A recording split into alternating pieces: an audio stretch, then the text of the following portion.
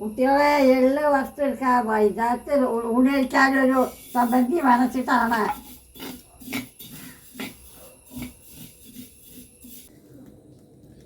എള്ള് വറുത്തെടുത്തു.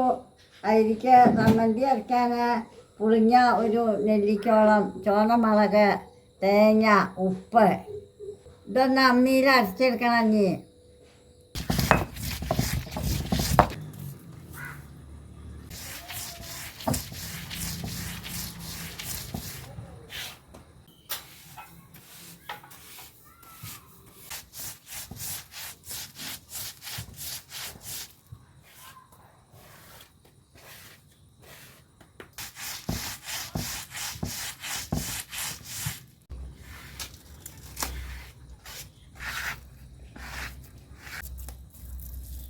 സമ്മന്തിയൊക്കെ റെഡി ആയിക്കൊണ്ടു. കുട്ടികളെ ചോറിൻ്റെ കൂടെ കഴിക്കാൻ നല്ല രസമാണ്. നിങ്ങൾ ഇങ്ങനെയൊന്ന് ഉണ്ടാക്കി നോക്കുന്നു.